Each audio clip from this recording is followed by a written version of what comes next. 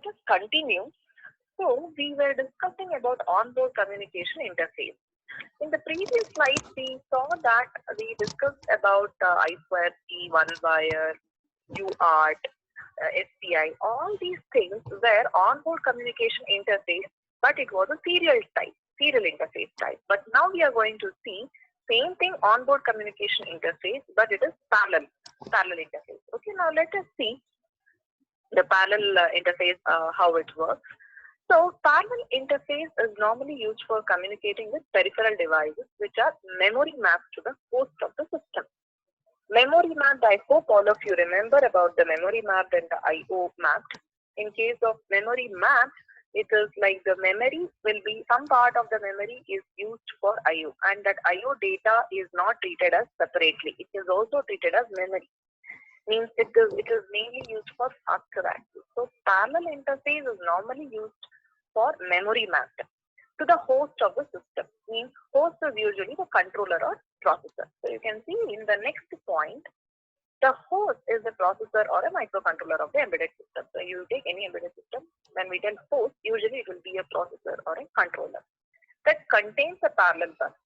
And the device which supports the parallel bus can directly connect to this bus system. Means if you have any other external device which has got the parallel bus, then that bus can be connected to this particular bus system. Let's go to the next point. The communication through the parallel bus is controlled by the control signal interface between the device and the host. So between the external devices and the host, the communication is happening, but it is through the control signal. Now, what are the different control signals we are having? The control signals for communication include read, write signals and device select signals. So definitely there will be several devices. To select that, we require device select signal, and read and write as usual, it is a control signal. So now let's go to the next slide. Now here you can see the diagram. You can see the same type of diagram you were seeing before also. Here also you are seeing, but it is somewhat looking similar to what we have studied earlier. So here if you see, the device normally contains a device select line, and the device becomes active only when the line is asserted by the host processor. And the direction of the data transfer can be controlled to the control lines for read and write. So let me just explain to you the example diagram. Now if you see the left hand side, you are having microprocessor and controller, and on top you are having D0 to DX, RD, WR. All these things are the different pins you are having. Let us see the right hand side. The right hand side you are seeing, one is a peripheral device. There is only one device in this diagram, that is peripheral device, and that is ADC, analog to digital converter. And below that you are seeing the address decoder circuit. Now one thing we have to understand, in the first point they said the device normally contains a device select line, and the device becomes active only when this line is asserted by the host processor. So that you can relate it to this address decoder circuit.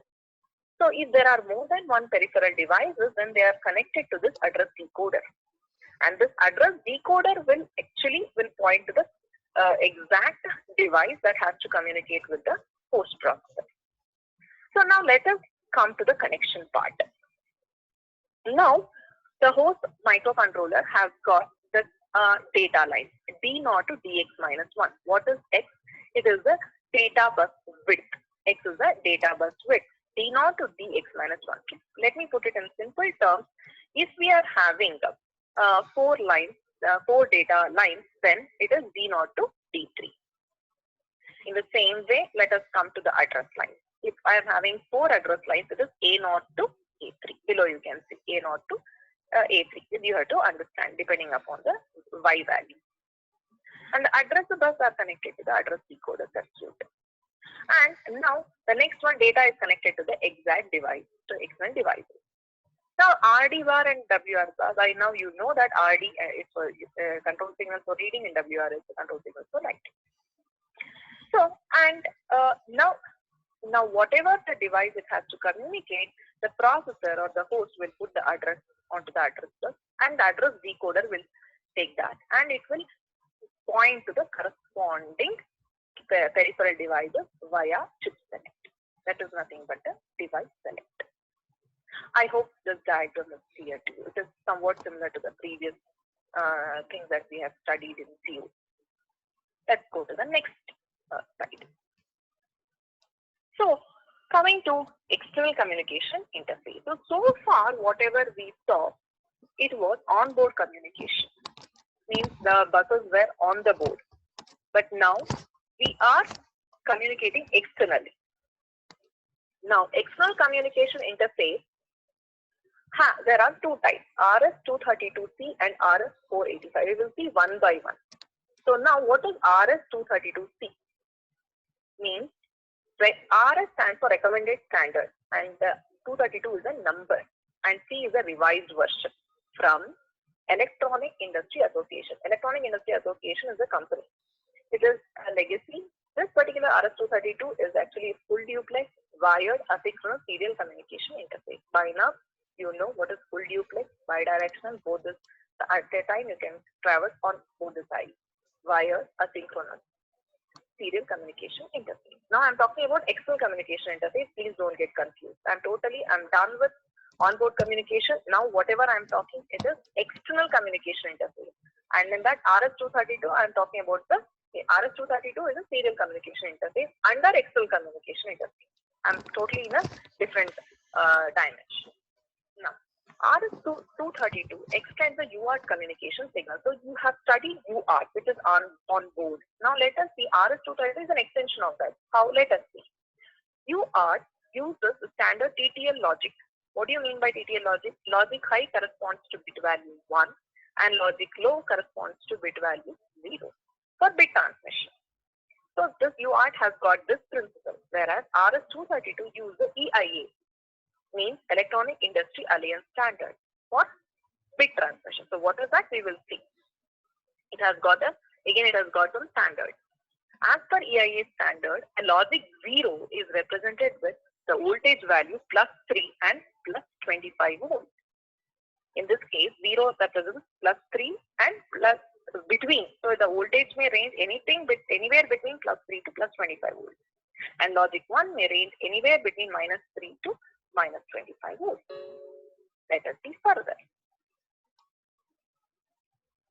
Now, RS-232 interface defines various handshaking and control signals for communication apart from transmit and receive signals. So we will see in depth each one of them. So RS-232 interface defines various handshaking signals. Handshaking is a concept used for negotiation. When two parties are willing to proceed with the communication, then they do handshake, literally in real time. Same thing technically. Also, when two devices want to interact, they do exchange handshaking signals. A kind of acknowledgement to each other. That is what is called as handshaking. Now, RS-232 supports two different types of connectors. There are two different types of connectors. What are they? One is a 9-pin connector and the other one is a 25-pin connector. So you can see the diagram RS-232. You would have seen this in your laptops also, in your desktop systems also. Okay, same thing. That is what I am talking about. So now let us go to the next slide. Now here in this case we are going to talk about RS-232C and RS-485. But here RS-232C we are going to talk about 9-pin connector. We are talking about RS-232 only, but we are going to take only the 9-pin connector. So you can see the pin name. So you have around, it is randomly put 1 to 9 pins, and each pin has got a different description. And this we will see how it works for this slide. So just to summarize it, what is TXP? It is a transmit pin used for transmitting data. RXP is a receive pin. It is used for receiving the serial data. RTS, it is a request to send. TTS, clear to send. So these are some of the handshaking signals. DSR, it is data set ready. Ground, all of you know. What is DCD? Data carrier detect. We will see why it is used later in the coming slides. DTR, it is a data terminal ready. And RI is a ring indicator. So all these things, all these are just briefly we are denoting what each pin does. and we will see further slides how exactly it works.